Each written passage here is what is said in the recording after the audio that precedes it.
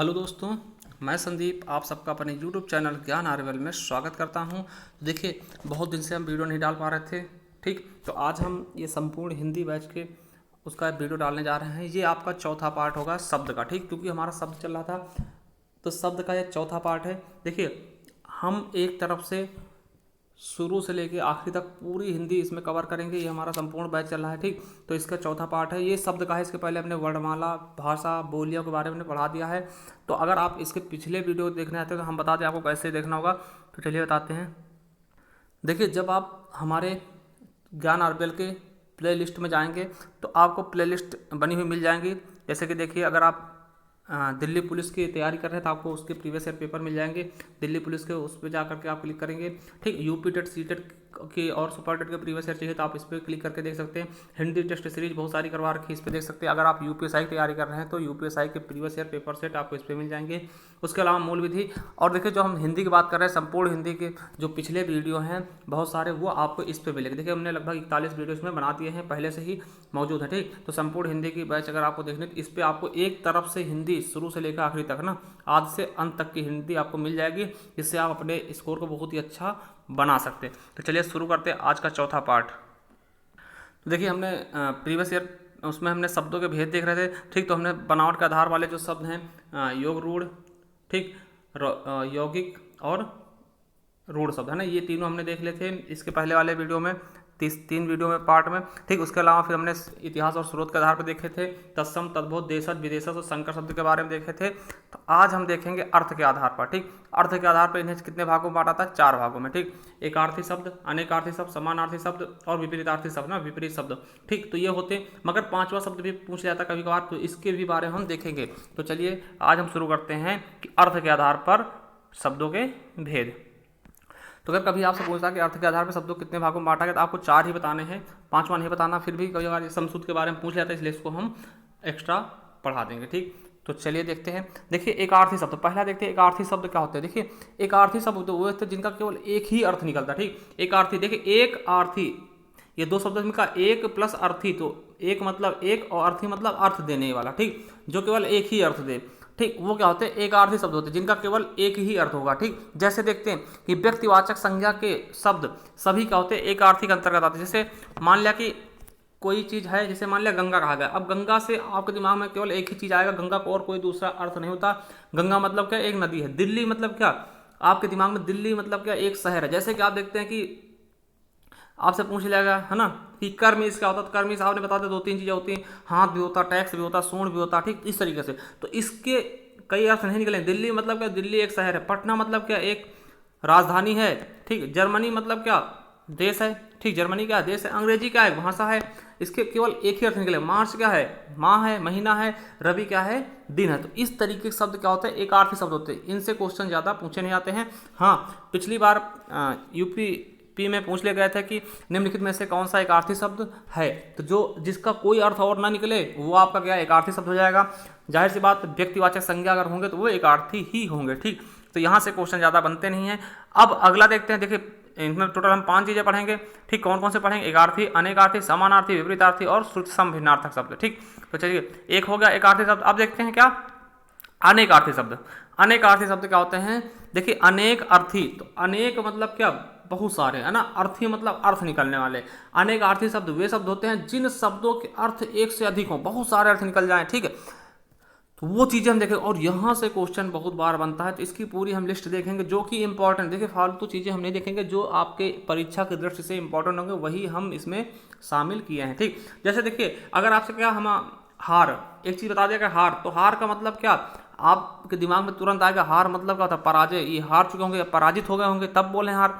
या फिर ये हार की बात कर रहे हैं, वो हार जो नौलखा हार ना, जो माला होती गले में पहनने वाला हार, नौलखा हार जो भी होता है ना, तो वो उस चीज़ की बात कर रहे थे। यहाँ पे क्या? हार के कई अर्थ निकल जाएंगे। ठीक, उसी तरीके जैसे कर कह देगा, कर, कर मतलब क्या होता? तो कर, आपने देखा कर मतलब क्या होता? टैक्स, टैक्स भरना ना। कर मतलब क्या? टैक्स लगाना। ठीक, लगान, आप लोग समझते हो कर में लगान ना, हिंदी में लगान बोलते हैं, इंग्लिश में टैक्स बोल देते हैं। ठीक, तो वो चीज़। हाथ भी होता कर्मिश, और कर्मिश सूंड भी होता। ठीक है, ठीक, तो ये चीज़ें आप लोग जानोगे कि हाँ कर्मिश कर, किसी ने बोल दिया कर, तो कर्मिश क्या, कर्मिश करना भी होता है ना, तो वो चीज़ें बहुत सारे अर्थ जिसके निकल जाए वो अनेकार्थी शब्द के अंतर्गत आते हैं और इससे बहुत ज़्यादा क्वेश्चन पूछेंगे। तो चलिए कुछ अनेकार्थी शब्द हम देखते हैं, ठीक, जो कि बहुत ही इंपॉर्टेंट और कहीं ना कहीं पूछे भी गए हैं, ये भी आप लोग याद रखना, कहीं ना कहीं ये पूछे भी गए हैं। तो शुरू करते हैं। तो देखिए पहला अनेकार्थी शब्द क्या है, सारंग का, वेरी इंपॉर्टेंट। सारंग मीन्स क्या क्या होता है, ये बहुत ही इंपॉर्टेंट है आपको जानने के लिए और ये क्वेश्चन आपके वीडियो में पूछे गए। सारंग, हरि, जलज, ये सारे पूछे गए, ठीक। तो सारंग मीन्स क्या क्या होता है, सारंग मीन्स आपका हिरन भी होता है, हाथी होता, घोड़ा होता, कोयल को भी सारंग बोलते हैं, मोर को, बाज को, सर्प को, हंस को, सूर्य को, चंद्रमा को, सोना को, भंवरा को, शंख को, धनुष को, मधुमक्खी को, पानी को, बादल को, समुद्र को, ठीक, तालाब, वाण, स्त्री, फूल, केस, रात्रि, दिन, श्री कृष्ण और कामदेव को भी सारंग कहते हैं।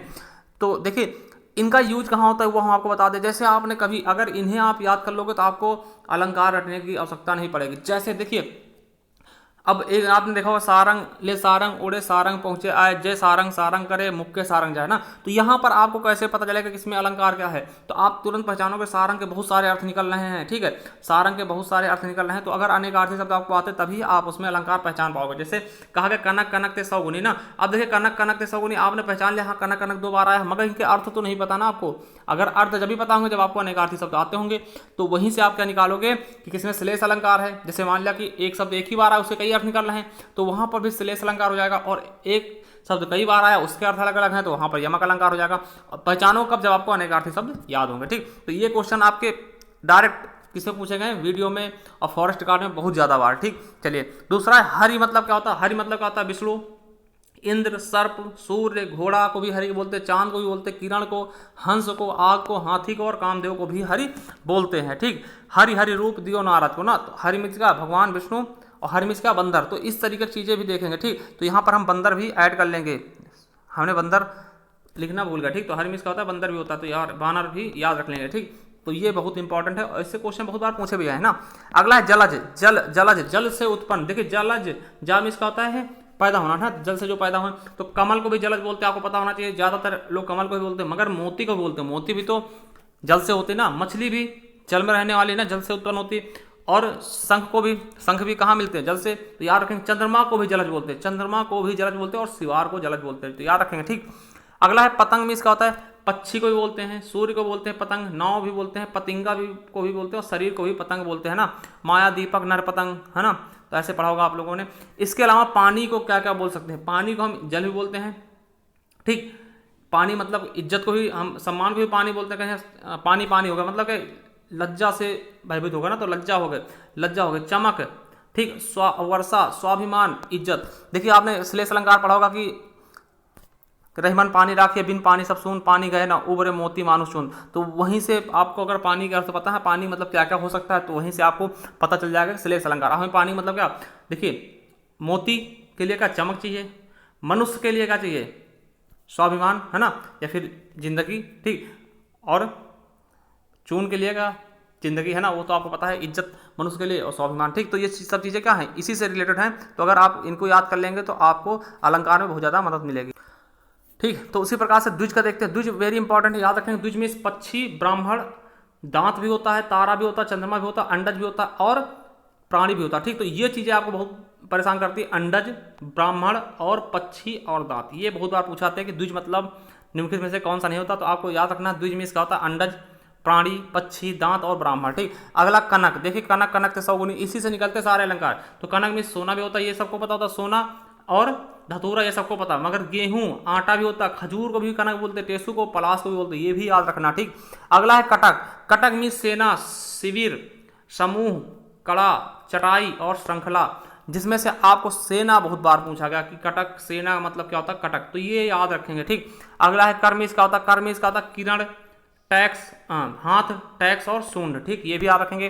अब काल मिस क्या होता है, काल मिस क्या क्या हो सकता है, तो काल मिस का समय को भी काल बोलते हैं, मृत्यु को कहीं काल नजदीक आ गया, यमराज कहीं काल आपका आ गया ना, अकाल को भी काल बोलते हैं, शत्रु को भी काल बोलते हैं ना, ये आपका काल आपके सामने खड़ा ना, तो वो शत्रु को बोलते हैं अवसर, ठीक। तो ये सब काल के अनेकार्थी शब्द होते हैं। अगला है अंबर, very important, very very important. अंबर में इसका होता है वस्त्र भी होता है, ठीक है, और आकाश भी होता है, अंबर मीन्स आकाश भी होता है। कपास को भी अंबर बोलते हैं, बादल को भी बोलते हैं, अभ्रक को भी अंबर बोलते हैं, और अमृत को भी अंबर बोलते हैं, मेघ को भी अंबर बोलते हैं। तो याद रखेंगे इन सबको अंबर बोला जाता है। ठीक, अगला है अमृत। अमृत को क्या क्या बोल सकते हैं?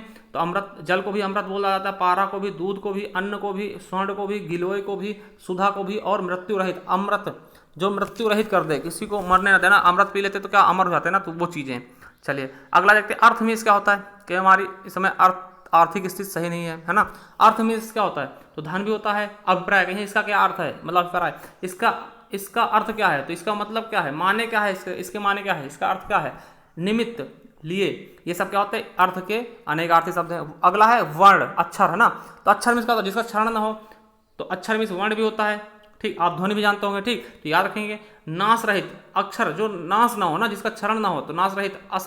सत्य, मोक्ष, आकाश, आत्मा, नित्य, ब्रह्मा भी क्या होता है? अक्षर होते हैं। ठीक, अगला है अंक मीन्स क्या होता है? वेरी इंपॉर्टेंट, ये पूछा था। चिन्ह, अक्षर, निशान, भाग्य, धब्बा, परिच्छेद, गोद, शरीर, पाप और संख्या को भी अंक कहते हैं।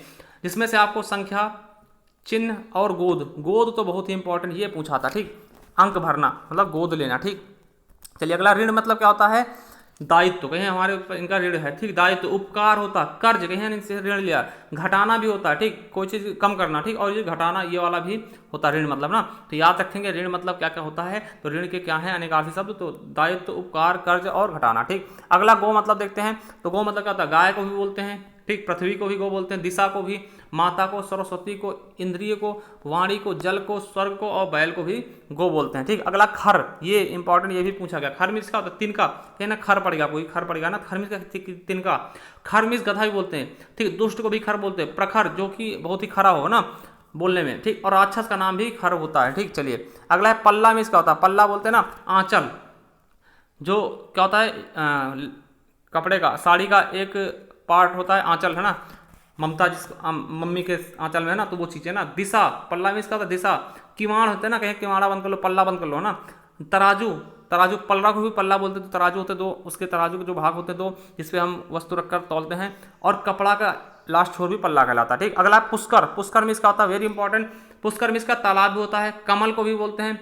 ठीक, और पानी को भी बोलते हैं, मद को भी बोलते हैं, युद्ध को भी बोलते हैं, सूर्य को बोलते हैं, और सरफ को भी पुष्कर हम कहते हैं। वैसे पुष्कर एक राजस्थान का जिला भी है। ठीक, जहाँ पर विष्णु जी की, ब्रह्मा जी की एकमात्र मंदिर है। ठीक, तो याद रखेंगे ये भी। चलिए अगला है महावीर मतलब क्या होता है? महावीर, ये क्वेश्चन आया था कि महावीर कैसा शब्द है? अनेकार्थी, एकार्थी और विपरीतार्थी क्या शब्द है? तो ये क्या है? अनेकार्थी शब्द, क्योंकि महावीर हनुमान को भी बोलते हैं, और बलवान कहते हैं महावीर बहुत बलवान है। और महावीर कौन थे? जैन धर्म के तीर्थकर थे, है ना। कौन से? 24वें तीर्थकर महावीर स्वामी, जिन्होंने प्राकृत भाषा में अपने उपदेश दिए थे। अगला है रंग मीस का होता है। रंग मीस का होता है वर्ण, है ना। वर्ण क्या होता है? जातिवाद वाला ना। शोभा, रोब, कहीं हम रंग जमाए पड़े, है ना। ढंग, कहीं अपने रंग में मस्त है ना। प्रभाव, छोड़ना। युद्ध क्षेत्र भी रंग का हिस्सा होता है। ठीक, अगला है अंग मीस का होता है? तो शरीर, आशा, शाखा और अंश। ठीक, ये क्या होता है? अंग। अगला लाल, देखिए लाल चेहरा नहीं तो लाल किसके? यहाँ से देखिए अलंकार इसी तरह बनते हैं। एक होगा क्या? बेटा, लाल मीन्स तो बेटा होता है। लाल मीन्स छोटा भी होता है। लाड, प्यार करना, लाल, है ना। चाह, हमारी लालसा, है ना, लाल, तो ये क्या? चाह भी होता है। एक लाल का होता है? रंग होता है ना, लाल रंग। बहुत, है ना। और क्रुद्ध मतलब भी लाल हो गए, एकदम लाल हो गए, तो लाल मतलब क्या? गुस्सा हो गया ना। चलिए अगला है वर्ण मीन्स जाति, रंग, अक्षर, शब्द, सोना, रूप और चातुर्वर्ण, है ना। तो ये भी क्या होता है? वर्ण मीन्स होता है। वर मीन्स क्या होता है? वर, जैसे दूल्हा बोलते हैं, कहीं वर वधू। ठीक, तो वर मीन्स क्या होता है? दूल्हा होता है। श्रेष्ठ भी होता है। वरदान भी होता है। आशीर्वाद, कहें वर दे दो इनको, ना। पति भी होता है, कहें वर हमारे वर मांगो वर, है ना। तो मनोरथ सिद्धि। ठीक, ये भी क्या होते हैं? वर के अनेकार्थी शब्द होते हैं। अगला है सर।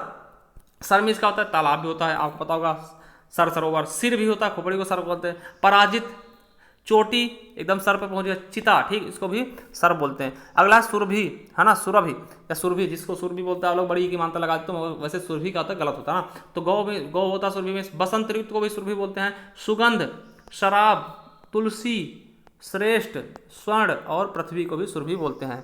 अगला है हार मीन्स क्या होता है? तो हार मीन्स क्या होता है? पराजय, क्योंकि पहले था थकावट, कहें थकहार गए ना। हानि, विरह, माला, जो नौलखा हार, है ना। सुंदर और भाजक।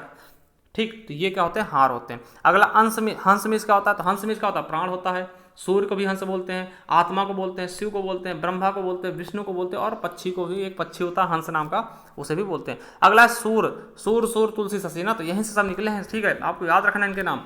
तो सूर मतलब क्या होता है कि सूर्य, सूर्य को बोलते हैं, अंधा को बोलते हैं सूर, है ना, कहें सूर है एकदम।